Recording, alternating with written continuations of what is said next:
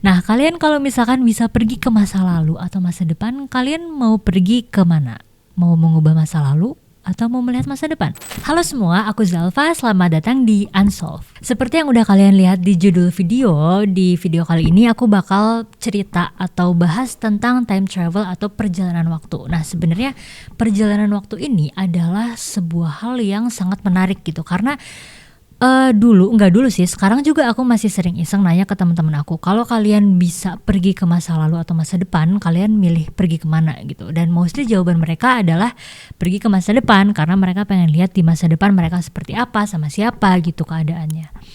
Dan aku juga kalau ditanya mau pergi ke masa lalu atau ke masa depan, ya sama, aku juga pengen lihat ke masa depan gitu, karena kayaknya kita nggak bisa mengubah sesuatu di masa lalu gitu. Dan waktu itu tuh aku kayak berandai-andai aja, ada alat yang bisa bawa aku ke masa lalu atau ke masa depan gitu ya, kayak alat Doraemon aja gitu. Tapi guys, setelah aku baca-baca tentang time travel atau perjalanan waktu ini, ternyata fenomena ini tuh bisa dijelaskan secara ilmiah dan ya memungkinkan untuk dilakukan. Kabarnya ada orang yang mengaku kalau dia berhasil melakukan perjalanan waktu. Nah, gimana sih penjelasan tentang time travel ini dan siapa sih orang yang mengaku kalau dia berhasil menjalankan time travel ini? Langsung aja kita bahas.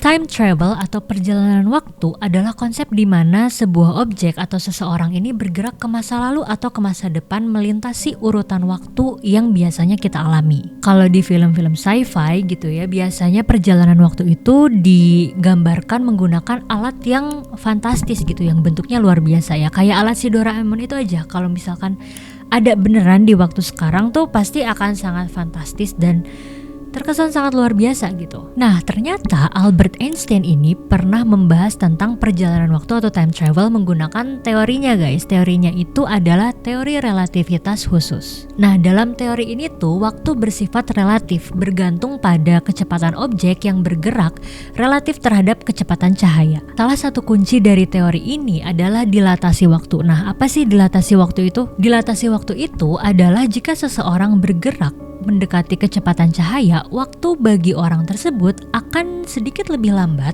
dibandingkan dengan orang yang diam. Contoh gampangnya deh, misalkan ada astronot yang pergi ke luar angkasa gitu, dan dia bergerak mendekati kecepatan cahaya, dan ketika dia kembali ke bumi, waktu yang dia rasakan itu lebih sedikit dibandingkan dengan orang-orang yang menunggu dia di bumi. Nah, hal itu tuh dikenal dengan efek kembar atau twin paradox. Jadi ketika ada sepasang orang kembar nih, yang satunya ini adalah astronot dan dia pergi ke luar angkasa dengan mendekati kecepatan cahaya, dan ketika dia balik lagi ke bumi, dia tuh mendapati kembarannya lebih tua dibandingkan dirinya. Nah, kalau tadi kita bahas teori relativitas khusus, ada juga teori relativitas umum di mana yang menjelaskan bahwa kita bisa pergi ke masa depan dengan cara lain. Nah, menurut si teori relativitas umum ini, benda bermassa besar seperti planet dan bintang-bintang itu mereka menyebabkan kelangkungan ruang dan waktu, di mana semakin kuat gravitasinya, semakin lambat waktu yang bergerak. Fenomena ini disebut gravitational time dilation. Jadi gambarannya adalah kalau misalkan ada orang yang atau objek yang bergerak di dekat lubang hitam, waktu yang dialami oleh orang atau objek tersebut akan berjalan lebih lambat daripada orang atau objek yang jauh dari black hole atau lubang hitam. Dalam konteks ini, seseorang yang berada di dekat objek dengan gravitasi ekstrim bisa melompat jauh ke masa depan ketika dia kembali ke lingkungan dengan gravitasi yang rendah. Nah, teori yang tadi kita bahas adalah teori bagaimana kita pergi ke masa depan gitu ya. Tapi kalau misalkan kita membahas tentang time travel ke masa lalu, ini tuh merupakan hal yang sulit dijelaskan secara ilmiah, dan ilmuwan juga mengatakan bahwa hal ini tuh penuh tantangan. Jadi masalah utama tentang perjalanan ke masa lalu itu adalah paradoks guys. Jadi kontradiksi logis yang muncul jika kita melakukan hal di masa lalu yang bisa berakibat di masa sekarang. Salah satunya adalah paradoks kakek. Jadi di paradoks ini tuh disebutkan bahwa kalau misalkan kita pergi ke masa lalu dan membunuh kakek kita sebelum kakek kita punya anak, ya berarti kita nggak akan lahir gitu. Dan hal ini tuh memunculkan lingkaran logika yang tidak dapat terselesaikan dan nggak ada habisnya. Nah, maka dari itu fisikawan yang bernama Stephen Hawking, pasti kalian juga tahu kan Stephen Hawking, dia ini mengusulkan adanya kronologi protection conjecture atau prinsip perlindungan kronologi. Nah, Stephen Hawking ini berpendapat bahwa yang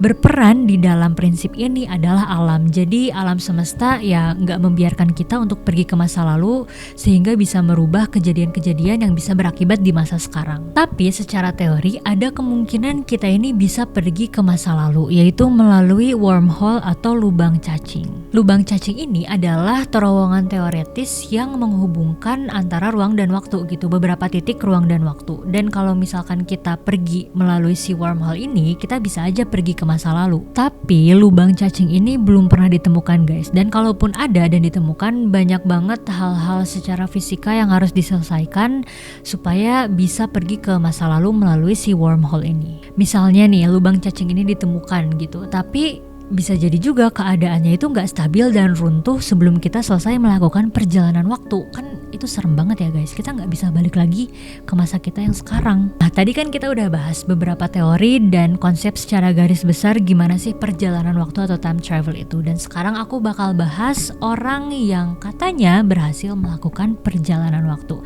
Gimana ceritanya? Langsung aja kita bahas. Nah, kejadiannya itu ada di tahun 2006 guys, di salah satu kota di Ukraina yang namanya Kiev. Nah, suatu hari ada seorang pria yang berdiri di jalan, dia tuh kayak kebingungan dan dia tuh pakai pakaian yang kayak kesannya kayak old vintage gitu yang udah nggak pernah ada orang pakai di masa tersebut. Dia juga terlihat kayak kebingungan dan ya seakan-akan dia nggak mengenali sekitarnya gitu, dia nggak mengenali waktunya, dia nggak mengenali orang-orang yang ada di situ. Nah, katanya pakaiannya ini tuh kayak pakaian orang-orang di era Soviet tahun 1950-an dan dia juga membawa sebuah kamera tua yang nggak biasa digunakan di zaman tersebut di tahun 2006. Nah, akhirnya pria itu mencari informasi lah, dia pergi menemui polisi dan dia bertanya, ini tuh di mana gitu. Terus polisi bilang lah, polisi ini langsung tanya, kamu namanya siapa? Pria ini jawab, namaku Sergei Ponomarenko. Nah, si Sergei ini kan tadi nanya kan di awal ke polisi, ini di mana gitu loh. Terus polisi ini kayak aneh, kok Sergei nanya kayak gitu. Akhirnya polisi membalikan pertanyaannya. Si polisi nanya di mana Sergei tinggal dan tanggal berapa hari itu. Dan hal yang mengejutkannya adalah si Sergei ini mengira bahwa dia sedang berada di tahun 1958. Nah, untuk mencari tahu lebih lanjut, akhirnya polisi ini bawa si Sergei ke rumah sakit jiwa karena ya polisi ngiranya mungkin dia hilang ingatan gitu karena dia benar-benar kebingungan guys. Nah, akhirnya di rumah sakit jiwa si Sergei ini ditangani lah oleh salah satu dokter kejiwaan yang namanya Dr. Pavel Kuryov. Nah, Dr. Pavel Kuryov ini nanya ke si Sergei kayak dari mana kamu berasal dan lain-lain. Dan Sergei ini mengaku bahwa dia datang dari masa lalu. Sergei ini bilang bahwa dia tuh lagi jalan-jalan aja di sekitar kota Kiev pada waktu itu dan dia mengira itu tahun 1958 sebelum orang-orang bilang kalau itu tahun 2006.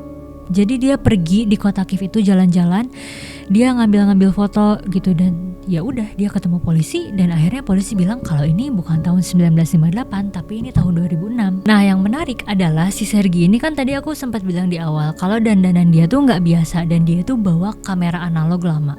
Nah, setelah ditelusuri kamera itu tuh mereknya Yashica Flex. Itu kamera analog lama yang udah nggak dipakai di era modern pada saat itu. Nah, kamera itu tuh ternyata populer di tahun 1950-an guys. Dan orang-orang yang ada di situ yang menangani si Sergei ini penasaran dong, apa sih yang si Sergei ambil melalui kamera analognya itu. Dan akhirnya dibuka lah kamera analognya, maksudnya tuh diliatin gambar-gambarnya ada apa aja, foto-fotonya ada apa aja gitu. Dan foto-foto yang ditemukan di kamera analognya si Sergei ini tuh mengejutkan banget guys. Ada foto-foto yang diambil di Kiev pada tahun 1950-an dan itu tuh emang gedung-gedung yang berdiri pada tahun tersebut dan orang-orangnya juga pakai pakaian ya di tahun-tahun tersebut gitu, di tahun 1950-an. Dan ada juga foto si Sergei sendiri nih di depan bangunan gitu dan dia ngakunya ini foto diambil tahun 1958 dan emang kelihatan si Sergei ini di foto tersebut lebih muda guys. Ada juga satu foto yang menunjukkan si Sergei ini sama satu wanita, dan diketahui wanita tersebut bernama Valentina Kuris.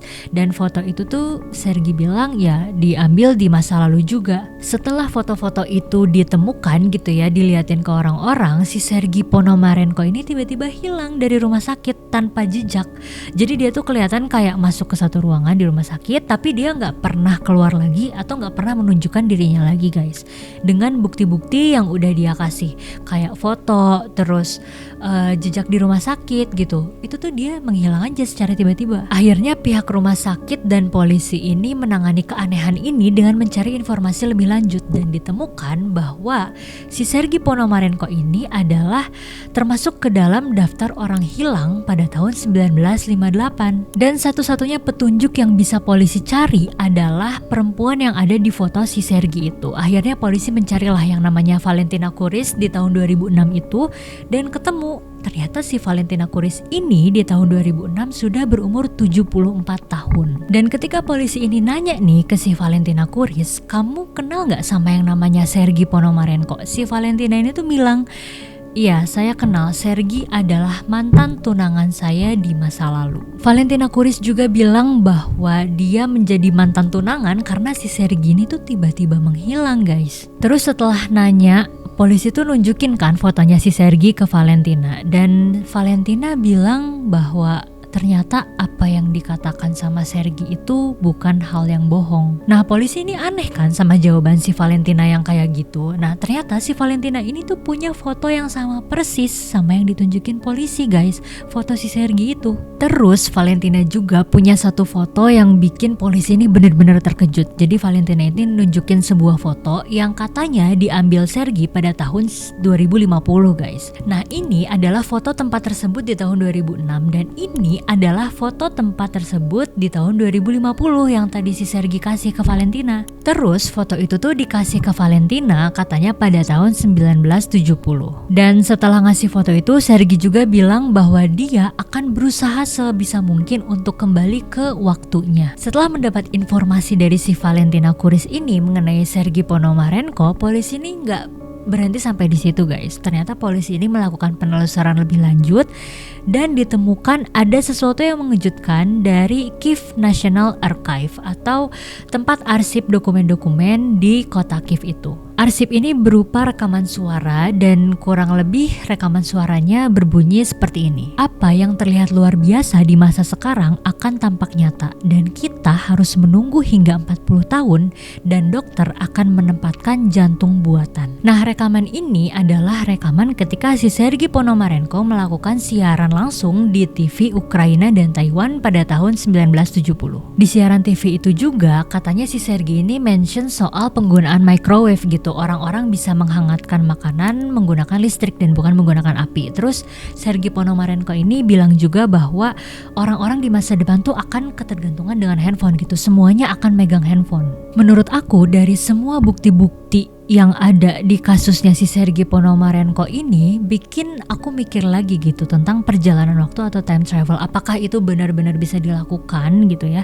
Dan masih banyak lagi orang-orang yang mengaku berhasil mereka menjalankan time travel atau perjalanan waktu, tapi nggak banyak. Dan ada orang-orang lain juga yang katanya berhasil mengaku melakukan perjalanan waktu atau time travel, tapi nggak sedikit dari mereka juga yang ternyata itu tuh cuma hoax aja gitu guys, ya cuma hiburan internet aja. So gimana guys menurut kalian soal perjalanan waktu atau time travel ini? Dan gimana tanggapan kalian soal si Sergei Ponomarenko yang katanya berhasil melakukan perjalanan waktu? Dan menurut aku kalaupun kasusnya si Sergei Ponomarenko ini adalah sebuah kebohongan gitu ya, tapi ini adalah kebohongan yang sangat tersusun gitu dari mulai bukti-buktinya dan pengakuan orang-orangnya. Coba kalian tulis di kolom komentar, mungkin ada cerita-cerita time traveler lainnya yang menarik yang harus kita bahas gitu ya, atau ada dari kasusnya si Sergei. Dan kalau misalkan dari kasusnya si Sergei Ponomarenko yang barusan aku ceritain ternyata ada yang kurang, kalian boleh banget tambahin di kolom komentar guys. Nah kalian kalau misalkan bisa pergi ke masa lalu atau masa depan, kalian mau pergi ke mana? Mau mengubah masa lalu atau mau melihat masa depan?